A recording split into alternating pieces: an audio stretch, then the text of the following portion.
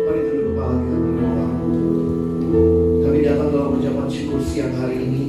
Terima kasih karena sungguh Tuhan baik dan Tuhan menyatakan kebaikan-Mu di dalam hidup kami. Terima kasih kesempatan ini Tuhan berikan bagi kami boleh memuji memuliakan nama-Mu. Dan juga waktunya bagi kami untuk membuka firman-Mu ya Tuhan. Kami mohon biar waktu kami membuka firman-Mu, bukalah juga hati kami. Jadikanlah hati kami seperti tanah yang baik, supaya ketika benih firman-Mu ditaburkan itu boleh sungguh-sungguh berakar, bertumbuh, dan juga berbuah nyata di dalam hidup kami. Berkati hamba-Mu yang menyampaikan, semua kami yang mendengar, Tuhan tolong, agar pada akhirnya kami bukan hanya jadi pendengar-pendengar firman yang setia, tapi mampukan dengan kuasa dan pertolongan dari Roh-Mu yang kudus, kami dimampukan jadi pelaku-pelaku firman-Mu di dalam hidup kami, di dalam keseharian kami. Bersabdalah ya Tuhan, kami umat-Mu sedia mendengarnya. Di dalam satu nama yang kudus dan berkuasa, nama Tuhan kami Yesus Kristus, Sang Firman yang hidup, kami menyerahkan pemberitaan firman-Mu. Amin. Shalom. Selamat siang teman-teman, rekan-rekan yang saya kasih dalam Tuhan Yesus Kristus. Kita akan sama-sama melihat tema yang diberikan hari ini, yaitu dari Kolose pasal yang ketiga, ayat yang ke-23. Apakah slide saya sudah siap? Oke, ya, jadi saya coba bagikan apa yang saya pikirkan dan renungkan. Nanti di bagian akhir saya akan angkat ayat yang kita sama-sama akan bahas. Bisa full screen dulu? Ya, lagi. Oke.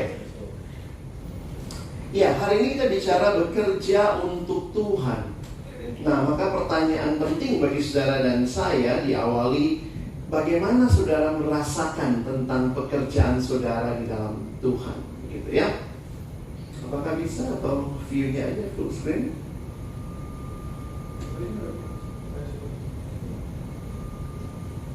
Oke ya. How do you feel about your work now? Ya, teman-teman nanti bisa jawab di dalam hati ya. Ada yang mungkin bilang, wah saya mixed feeling ya, nggak ada satu emot yang mewakili.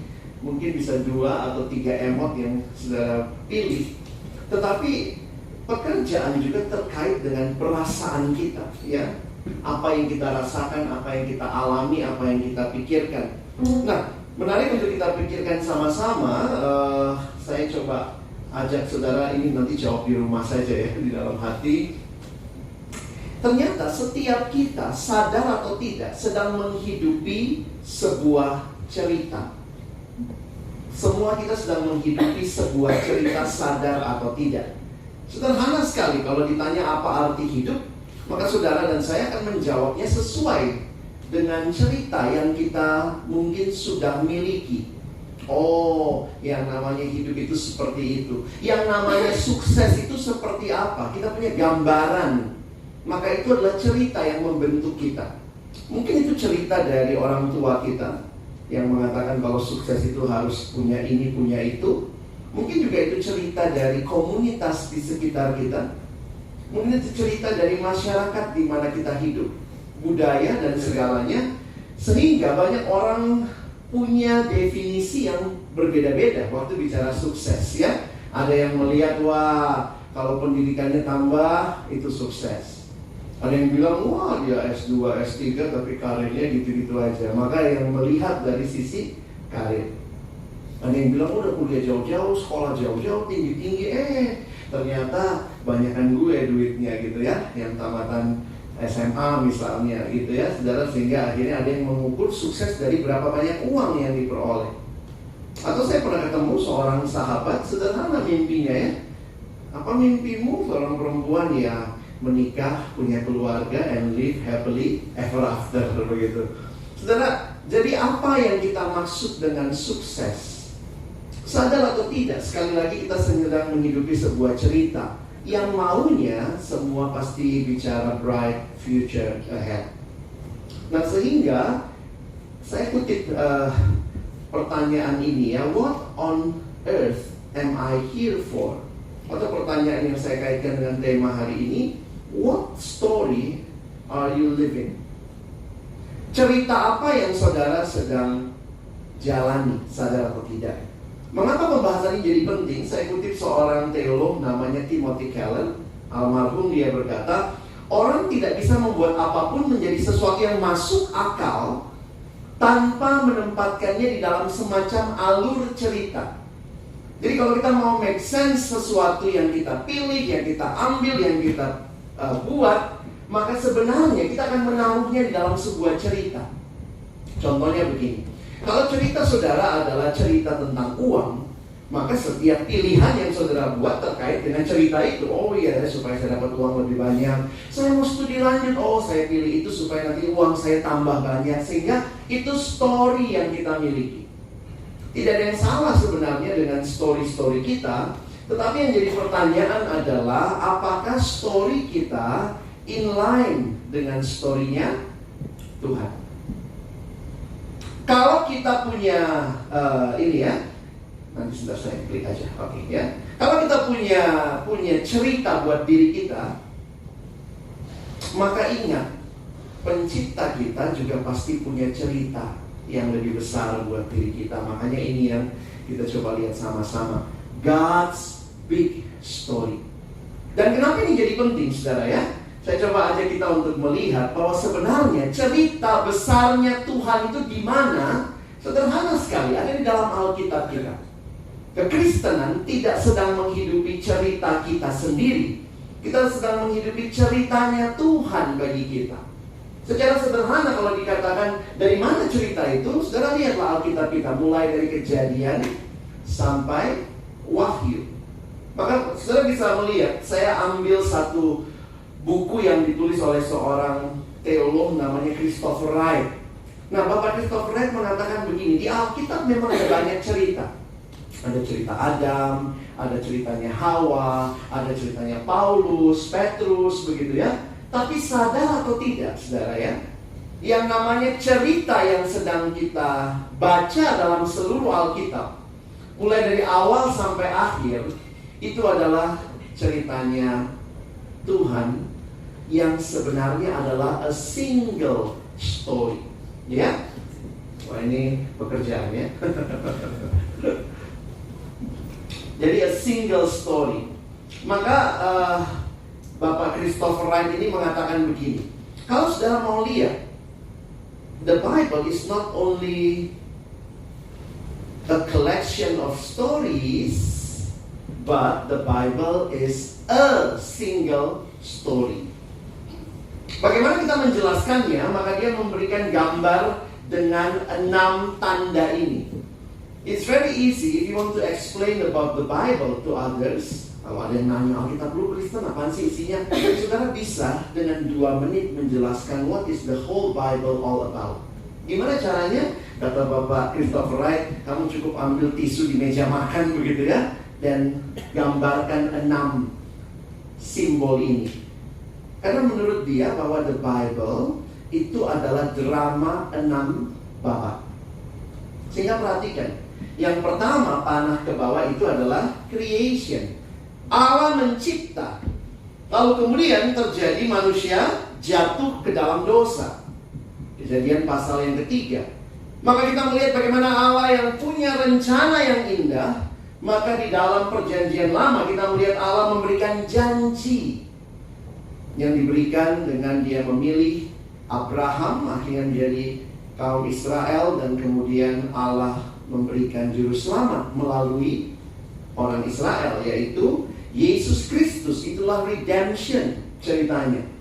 Dan kemudian Yesus selesai mati, bangkit, naik ke surga. Maka Tuhan memberikan kepada kita misinya sampai cerita Alkitab berakhir di the new creation. Kalau saudara lipat 2 ini ya, maka creation will end with new creation. Jadi sekali lagi Alkitab kita ada banyak cerita, Paulus, Timotius, Daud. Tetapi sebenarnya dari awal sampai akhir, the Bible is a single story. Dan kita ada di nomor berapa, saudara? Jadi sebenarnya dengan menghayati gambar ini saja, kita sudah bisa menyadari kalau saudara dan saya hidup saat ini dan bekerja, we are on a mission. And it's a mission from God. Jadi mohon kita bisa pahami sebentar dengan gambar ini. Kira-kira begini saudara ya.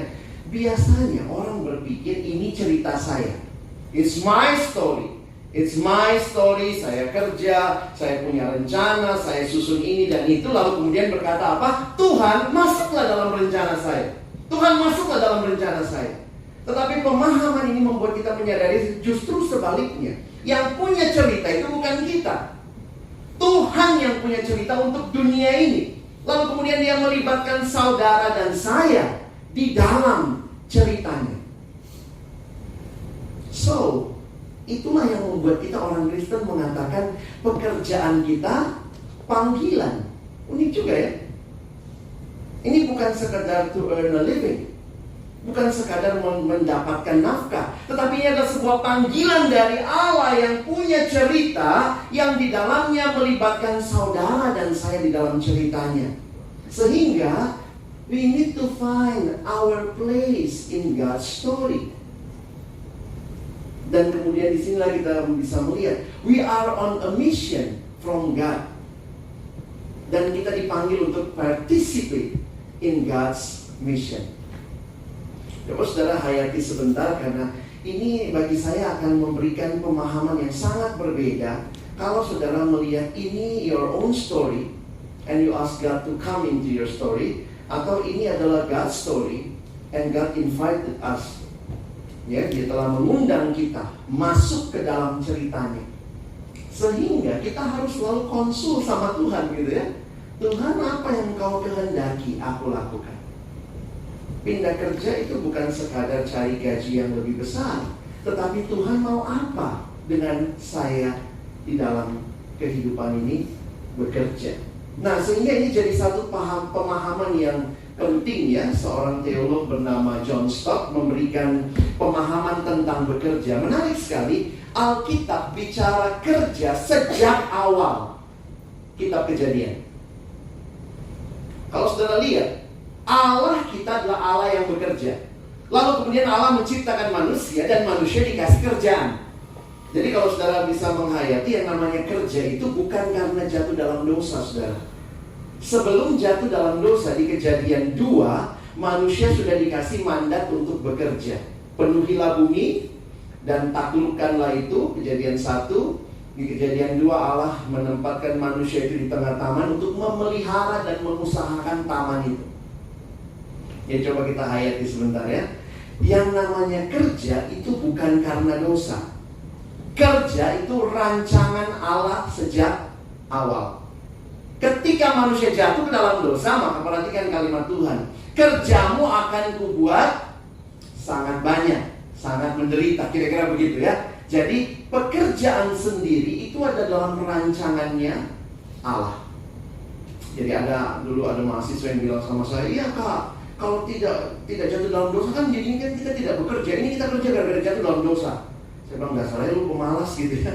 Alkitab dari awal mengatakan manusia bekerja. Allah menempatkan manusia di dalam sebuah pekerjaan. Kenapa? Karena Allah yang menguasai bumi ini melibatkan kita di dalam ceritanya.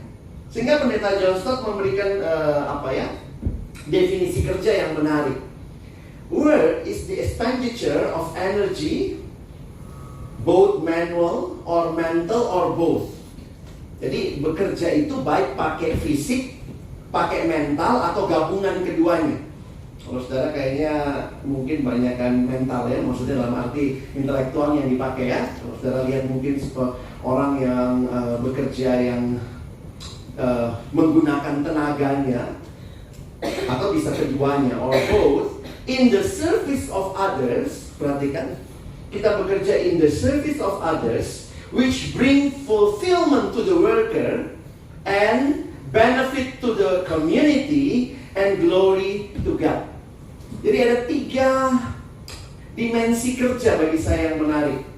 Ada sesama, karena ini ya, service for others, tapi juga benefit to the community.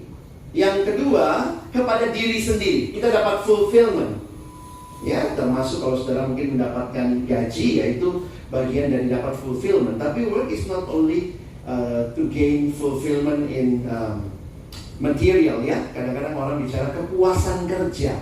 Ada yang pindah kerja, kenapa? Di sana gajinya lebih gede, tapi saya nggak seneng lingkungannya. Saya nggak bisa dapat sesuatu, lingkungannya toksik banget misalnya begitu ya.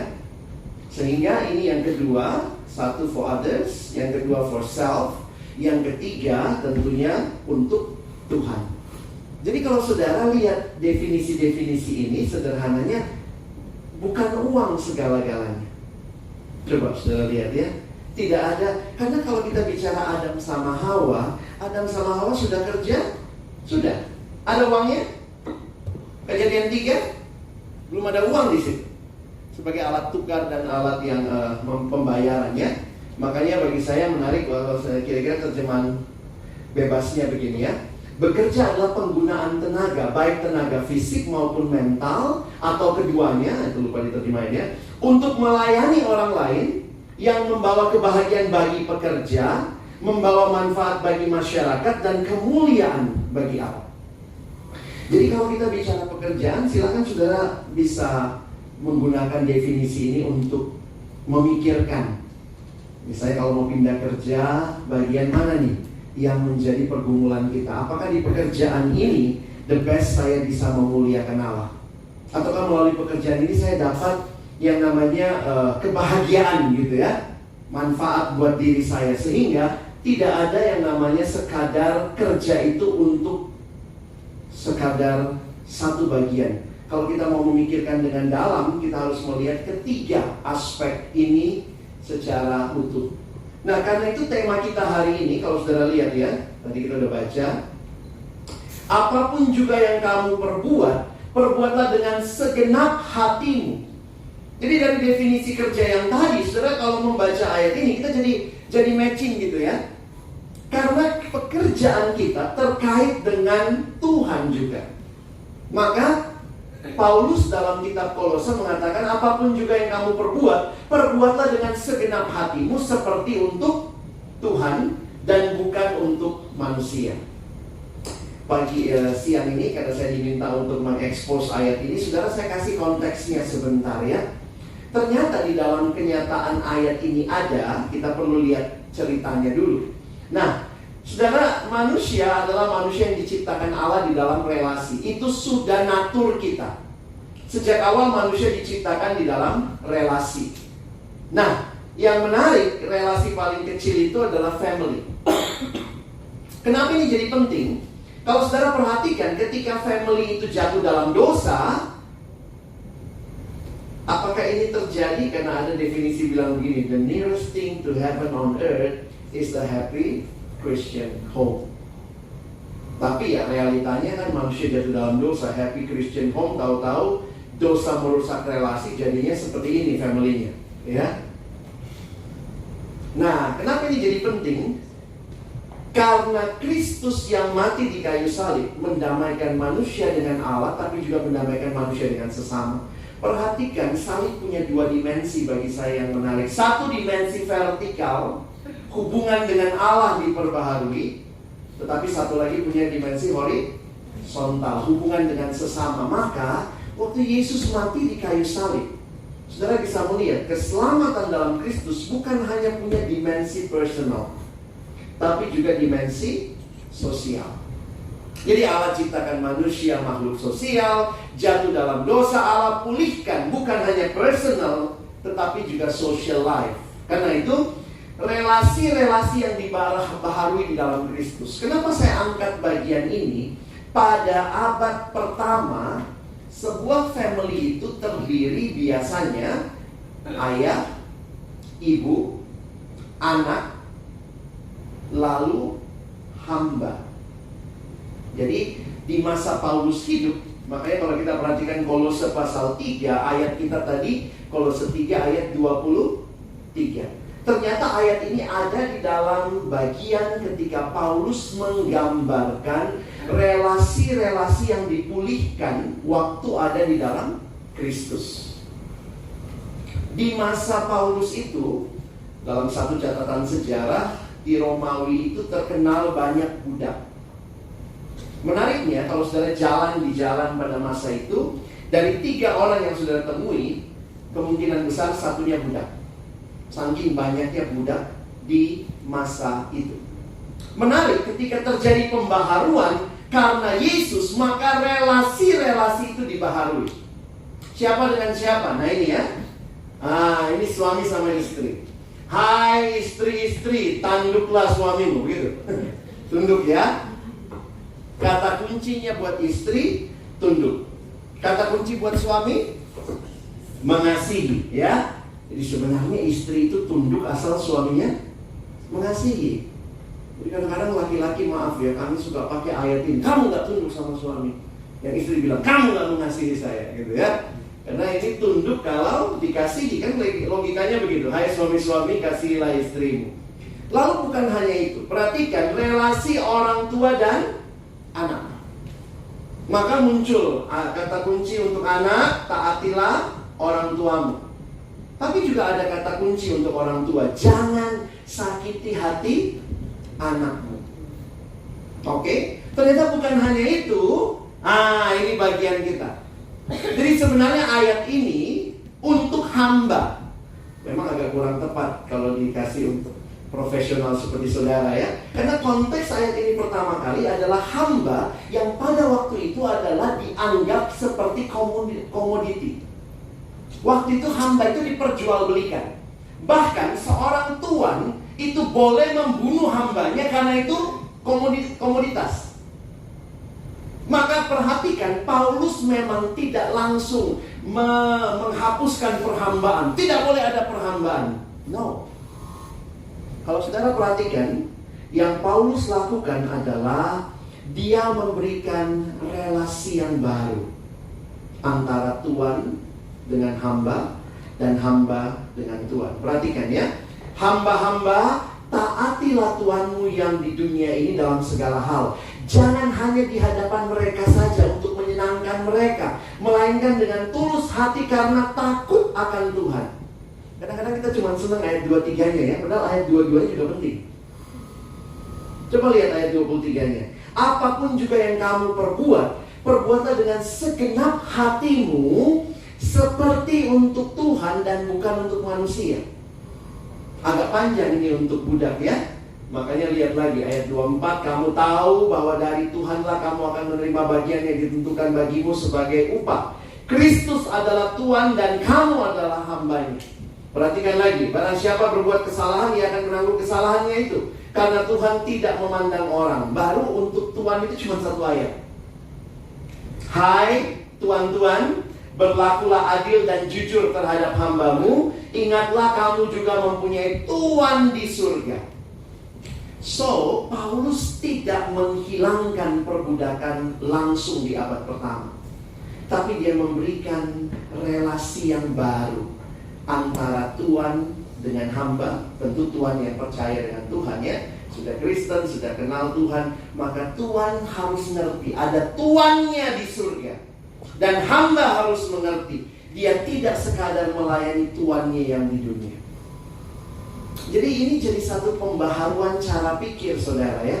Yang saya coba ajak kita perhatikan. Ayat ini memberikan kepada kita pemahaman yang menarik.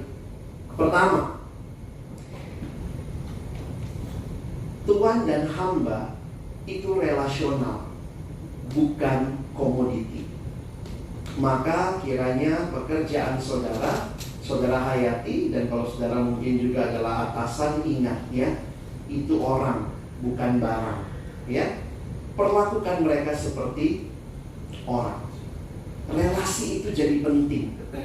Kenapa? Karena bagi saya waktu menghayati ini, saya juga pernah kerja di bank dulu saudara ya. Bank tip gitu ya, nggak usah disebut ya. Dengan target, karena saya marketing dulu ya. Wah, target saya aja tahun segitu, 1 bulan itu saya ingat 1,2 M.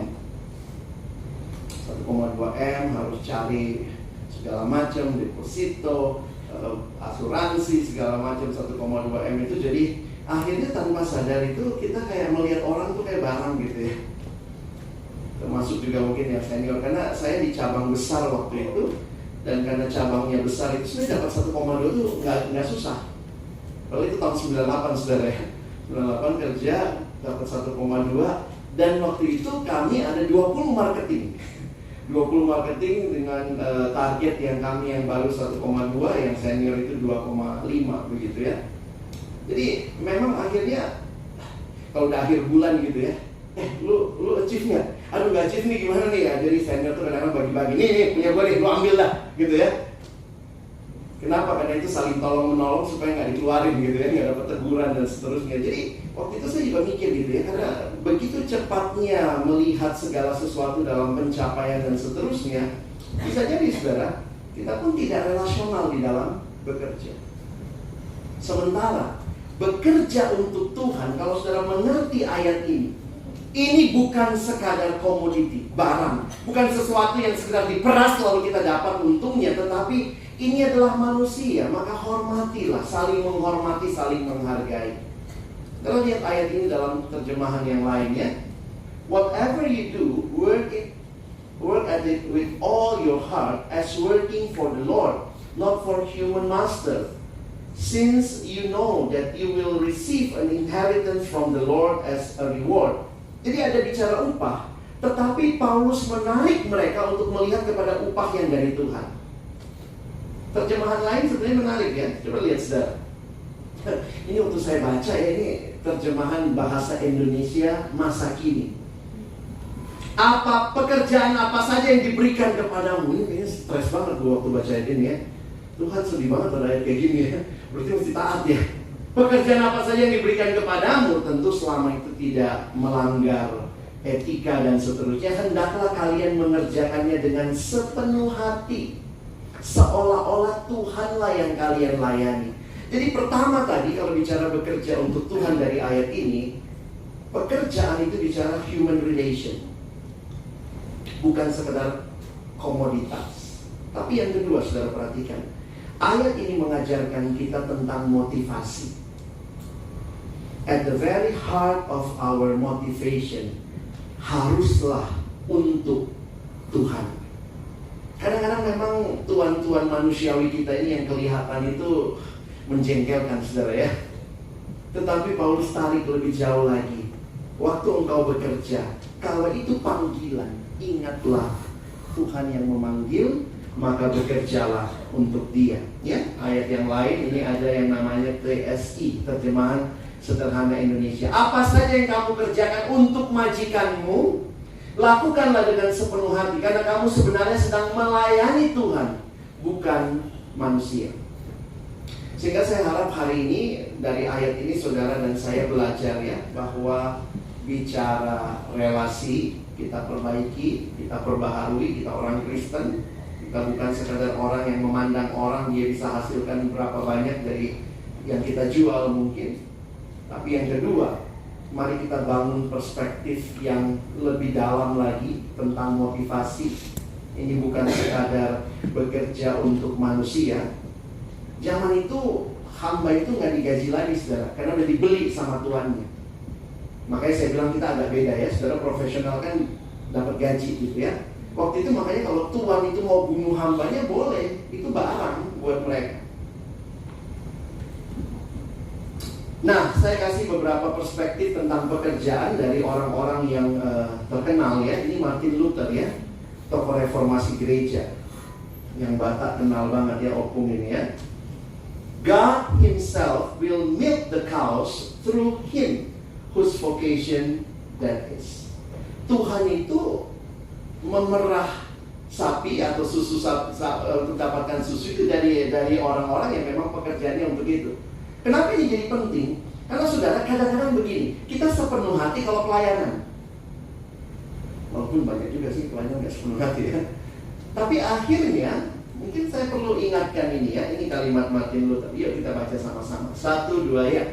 Martin Luther menyatakan bahwa tidak ada perbedaan antara pekerjaan sekuler dan rohani. Seorang tukang roti, seorang petani, seorang raja, seorang pekerja, dan semua orang memiliki panggilan dan tugas yang setara di hadapan Tuhan dalam kehidupan sehari-hari.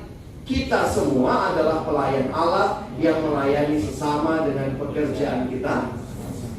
Kalau saudara bisa mengerti sampai sebegini, sebagai saya akhirnya kita nggak sekadar hadir di pekerjaan sebagai rutinitas, tapi ini bagian dari pekerjaan Tuhan. Saudara bekerja untuk menggerakkan ekonomi di bangsa ini, itu bagian yang Tuhan percayakan bagi saudara. Ya, Martin Luther melanjutkan, tidak ada pekerjaan yang lebih tinggi atau lebih rendah di mata Tuhan, karena semua pekerjaan yang dilakukan dengan hati yang benar adalah berarti dan bernilai di hadapannya.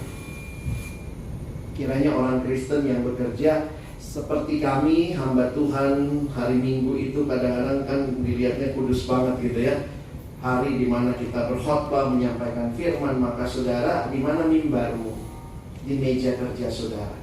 Itulah mimbar di mana saudara setiap hari hidup melayani Tuhan, memberikan yang terbaik, bukan untuk manusia.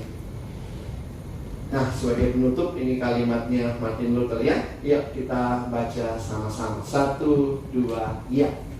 Pekerjaanmu adalah sesuatu yang sangat suci. Tuhan merasa senang dengan pekerjaanmu, dan melalui itu Dia ingin memberikan berkat-Nya padamu. Pujian terhadap pekerjaan seharusnya diukir di setiap alat, di dahi dan wajah-wajah yang berkeringat karena bekerja keras. Martin Luther masih keringetan ya, sekarang di AC malah kedinginan ya.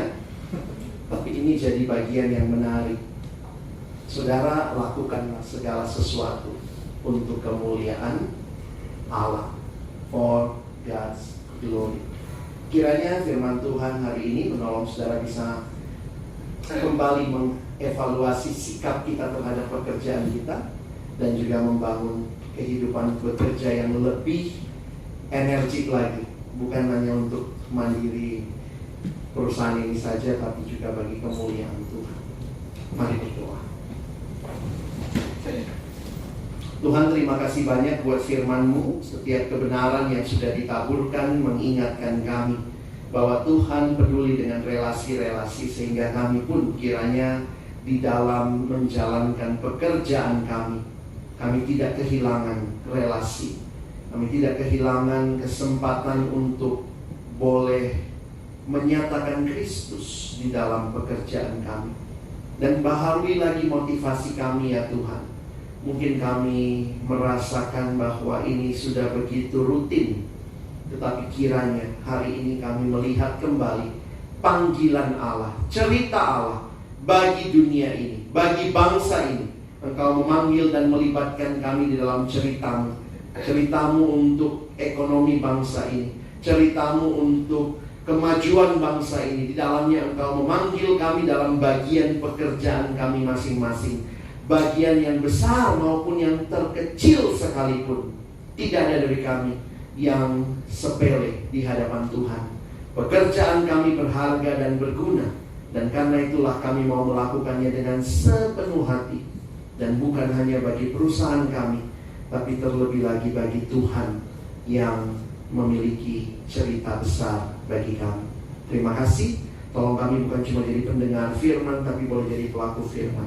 Di dalam nama Yesus kami bersyukur, kami berdoa. Amin.